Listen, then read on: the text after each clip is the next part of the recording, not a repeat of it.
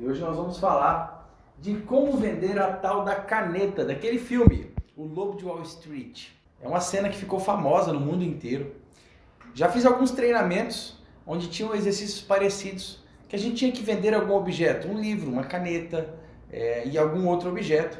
E aí, já parou para pensar como que você venderia essa caneta? Como é que você faz para valorizar aquele produto e vender pelo melhor preço possível? Será que é esse mesmo o objetivo?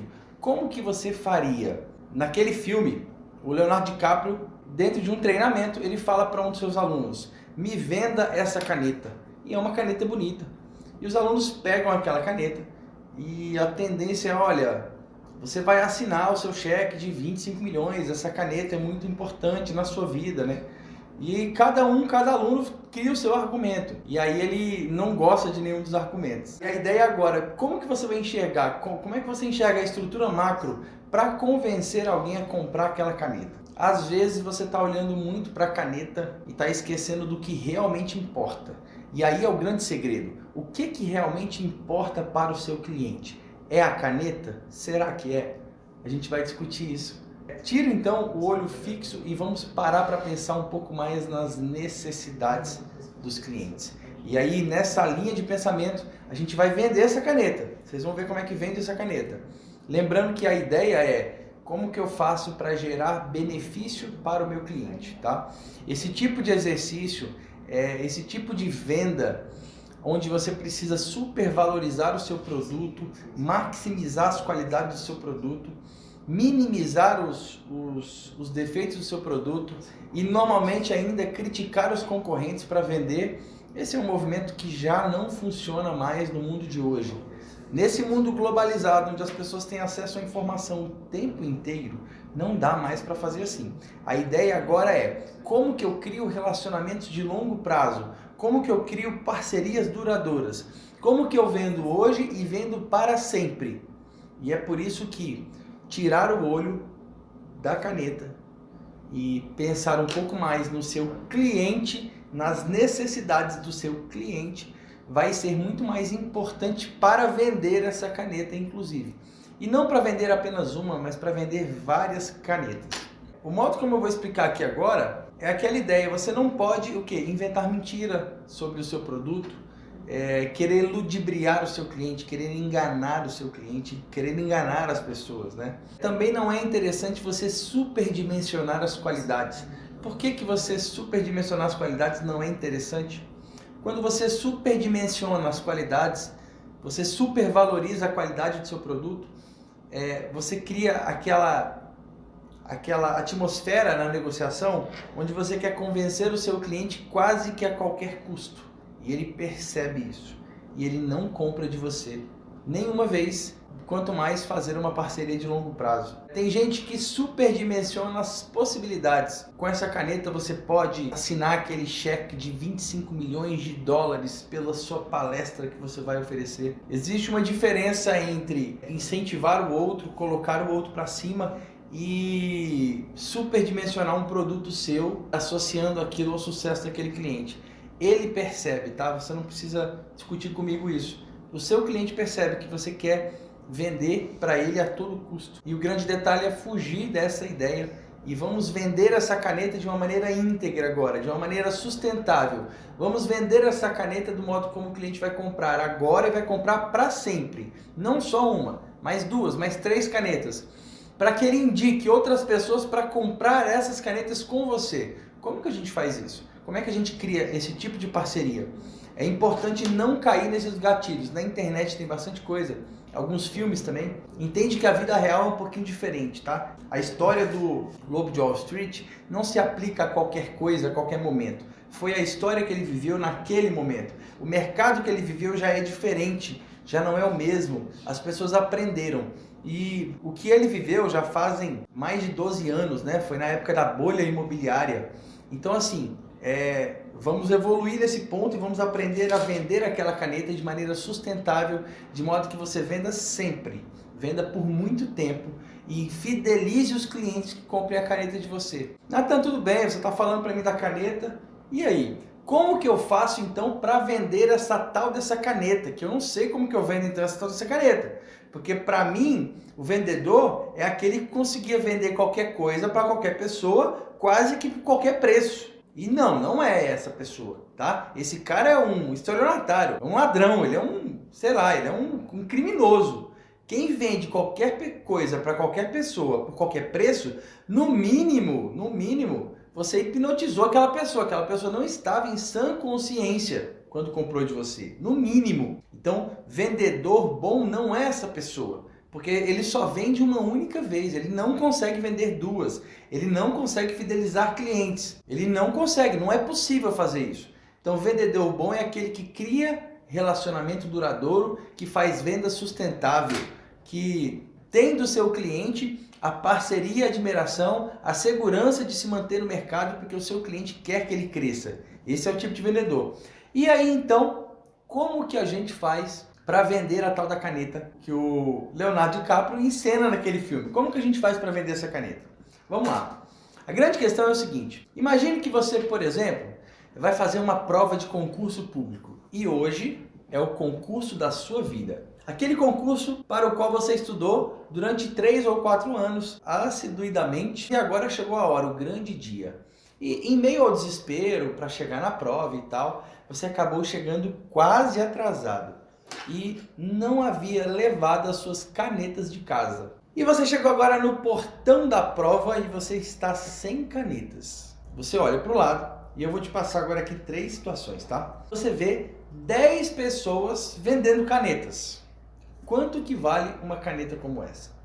Uma caneta Bic dessa, quanto que vale? Tá, provavelmente vai valer R$2, R$3. No máximo R$4. E olhe lá, normalmente R$1,50. Esse é o valor dessa caneta. Quando você está na frente do seu concurso, no momento mais importante da sua vida, só que você tem 10 pessoas querendo te vender uma caneta lá na frente lá. Pense agora que você está na mesma situação. Esqueceu a caneta, está na frente do portão, está quase atrasada, o portão vai se fechar nos próximos minutos e você precisa comprar as suas canetas para você levar para a prova. E lá agora você tem um único vendedor de canetas e tem 10 pessoas querendo comprar canetas. Quanto será que vale essa caneta? Se o valor dessa caneta era R$1,50, R$2 ou R$3, agora nós temos um único vendedor de canetas. Ele tem muitas canetas, só que ele é o único vendedor de canetas daquela região. Quanto que vale essa caneta? Essa caneta será que vale R$4,50, R$5? Pode valer R$4,50, R$5. E você pagaria, não pagaria? Em uma outra loja você pagaria nessa caneta 60 centavos, mas lá você pagaria R$4,50, R$5 em cada caneta. E você provavelmente compraria duas, porque se uma falhasse você teria outra. Pense agora numa terceira situação. Você está lá na frente, deste mesmo modo, e você olha para o lado e tem um único vendedor de canetas. Esse único vendedor de canetas só tem lá mais uma caneta para vender. Quanto vale essa caneta? Agora depende. Se só tem você para comprar, provavelmente ele vai te vender pelos mesmos R$4 ou R$5. Agora, e se tem 10 pessoas para comprar essa caneta? Quanto vale essa caneta? Bom, se esse vendedor for uma pessoa ética, uma pessoa que procura seguir um padrão legal de sociedade sem explorar ninguém, ele já vai ter traçado o preço dele antes e vai vender aquela caneta pelo preço que ele vendeu as outras, R$4 ou R$5, porque ele era o único vendedor. Mas e se eu tenho 10 pessoas querendo comprar essa caneta? Eu vou dizer para vocês, às vezes essa caneta pode valer uma vida. Muitas pessoas podem brigar por essa caneta e matar os outros por conta dessa caneta. Tem pessoas que se matam por muito menos por aí, inclusive. Entende que o valor é completamente subjetivo? E ele não é inerente necessariamente à necessidade. Porque a sua necessidade, em todas as situações que eu falei, era a mesma.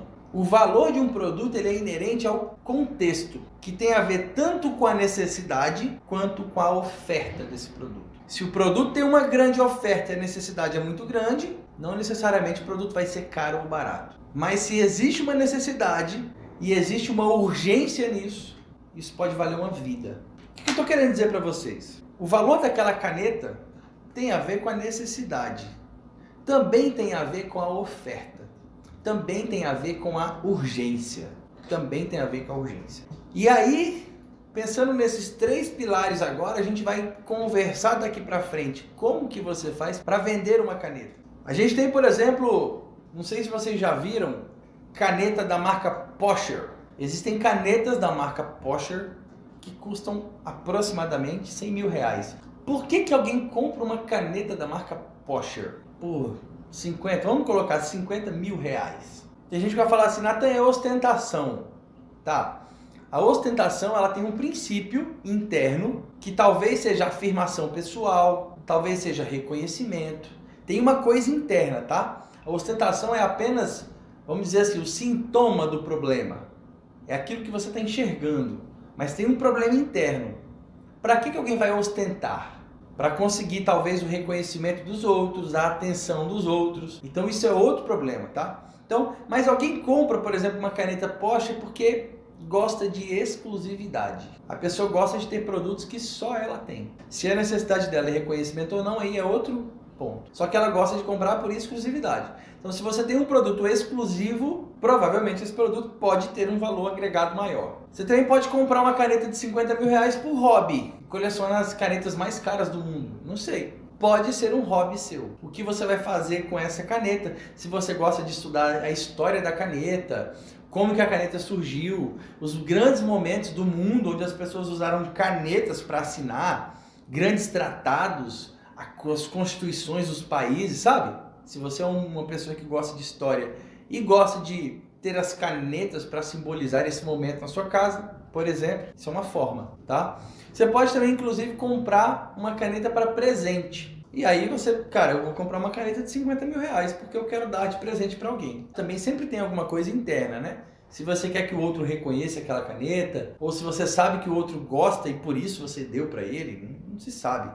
Ainda assim, você sempre busca um pouquinho de reconhecimento. Ou então você pode, por exemplo, ter uma caneta como um troféu. Tipo assim, olha, o dia que eu alcançar tal status na minha vida, eu vou comprar uma caneta de 50 mil reais. Essa caneta vai representar para mim, vai ser o meu troféu da prateleira. Eu não ganhei a competição, eu não ganhei a medalha, porque eu não participei de uma competição, mas a minha medalha é eu que vou comprar para mim. Vai ser aquela caneta de 50 mil reais. Porque quer dizer que se eu comprei aquela caneta, eu conquistei muitos milhões de reais na minha vida. Pode ser um troféu, certo? Raramente uma caneta Posher vai ser uma necessidade objetiva dessa, de fazer uma prova ou de escrever num papel. Porque para uma necessidade objetiva simples dessa, você pode usar outras canetas, outras formas, beleza? Como que a gente faz agora para vender aquela caneta do Leonardo DiCaprio? Primeira forma, você pode criar uma necessidade. Inclusive, no próprio filme, tem um momento onde eles estão num bar e ele fala com o parceiro dele lá para ele vender a caneta. E ele olha para o Leonardo DiCaprio e fala o seguinte, escreve seu nome num papel. Aí o Leonardo DiCaprio fala assim, eu não tenho uma caneta. Isso é uma forma de vender aquela caneta. Ele criou uma necessidade. Só que não necessariamente você vai conseguir criar uma necessidade. Criar uma necessidade não é simples. Inclusive, essa própria necessidade que foi criada lá no filme também é fácil de contornar. Por exemplo, se ele queria vender aquela caneta por R$1.000, provavelmente o Leonardo DiCaprio não compraria. Ele pediria aquela caneta para uma garçonete que atendeu ele. Me empresta sua caneta que eu escrevo. Ou então ele levantaria, iria até o balcão do bar e pedia uma caneta emprestada para alguém. Ele não compraria a caneta por qualquer preço. Então essa ideia de criar necessidade, que o próprio filme ilustra, não é uma realidade, não é bem assim, é questionável também, é óbvio. Por quê? Porque se a gente está falando de uma negociação, o Leonardo DiCaprio não compraria aquela caneta por qualquer preço. Ele compraria, se valesse a pena. Que papel era que ele queria assinar? E aí a gente volta na questão do concurso. Que papel? Qual que é a urgência? Qual que é a necessidade? Qual que é o produto que eu preciso comprar? Se eu preciso escrever meu nome no papel, qual que é a finalidade? O que isso vai me trazer de benefício? Certo? Se você cria necessidade, você gera uma possibilidade gigante de compra. Aconteceu assim com a Apple, por exemplo, que impulsionou no mundo o mercado dos smartphones, né? O mercado da necessidade de estar conectado via web, via internet, via pacote de dados. Ela criou uma necessidade que nós não tínhamos. E hoje nós não vivemos sem. Entende? Então, beleza. É possível criar uma necessidade para vender caneta? É possível, mas é questionável. Não é tão simples assim. E se você cria uma necessidade, por exemplo, já aconteceu em casos no Brasil aqui, onde, por exemplo, tinha uma catástrofe numa região E aí poucas pessoas tinham água para vender. E aí vendiam a R$ 10 uma garrafinha de água.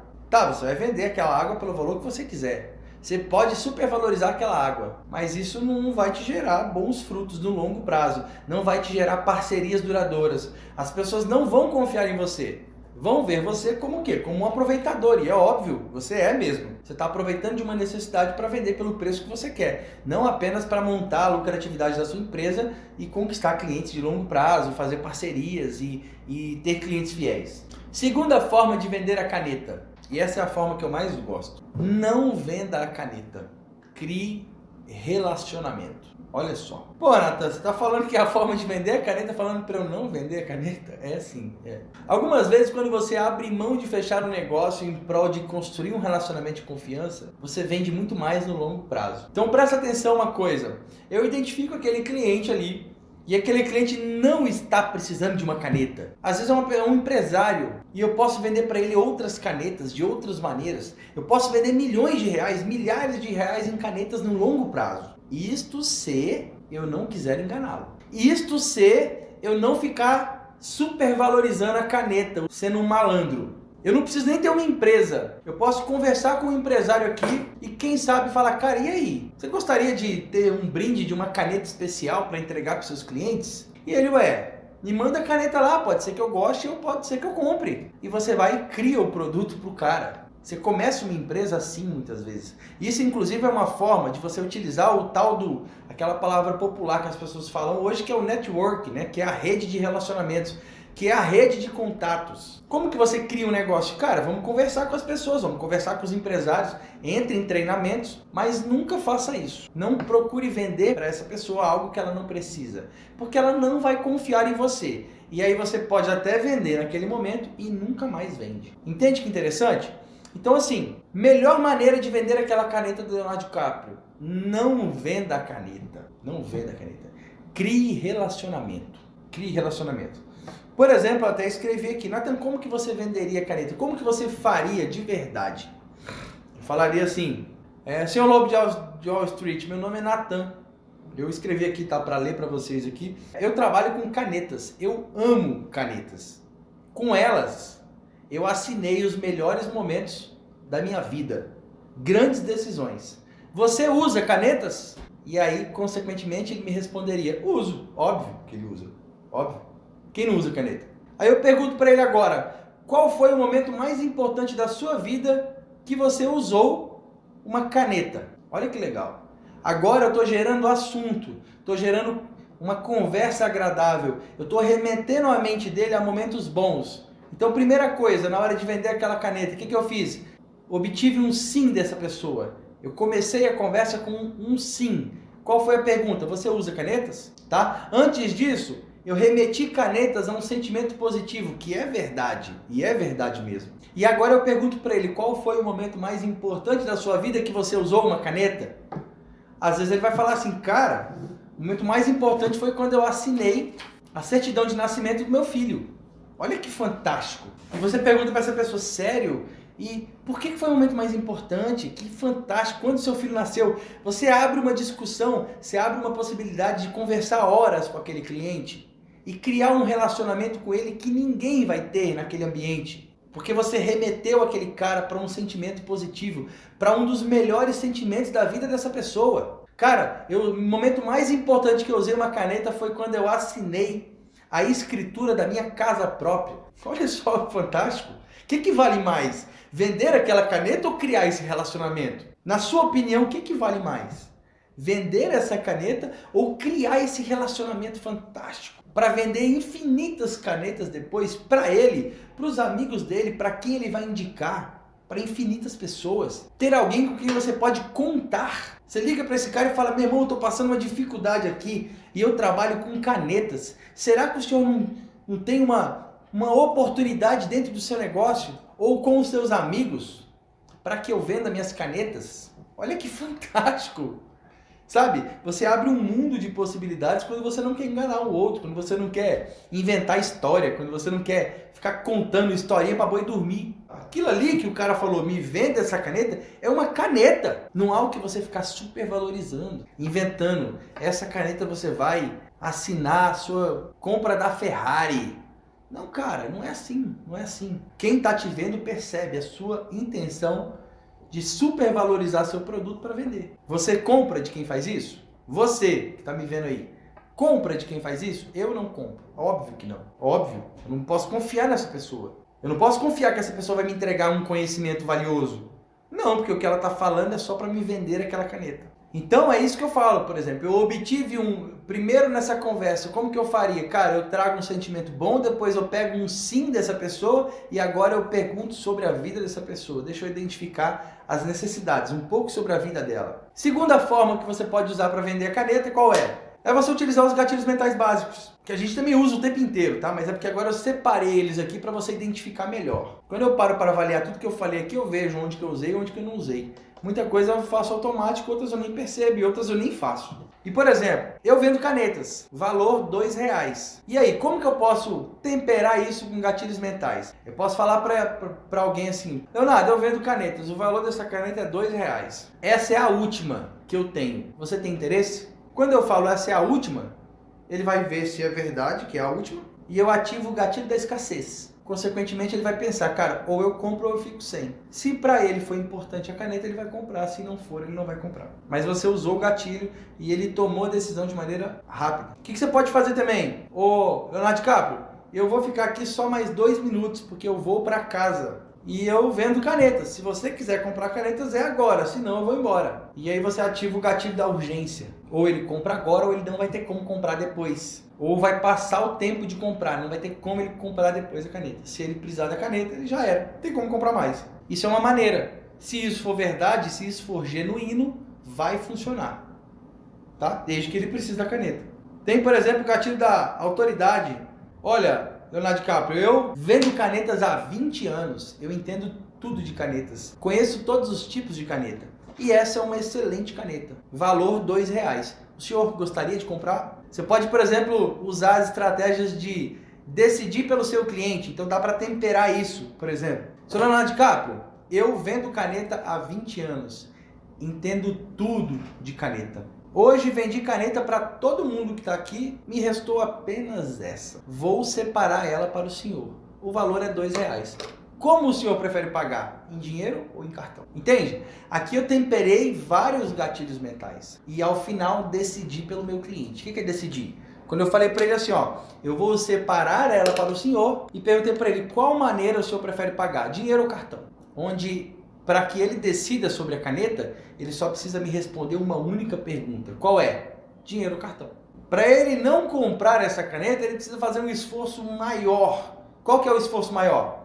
É falar, não quero caneta não. Ou seja, se ele estava indeciso, eu ganhei na indecisão e eu ganhei se ele quisesse a caneta. Eu só perdi a venda se ele realmente não quisesse a caneta.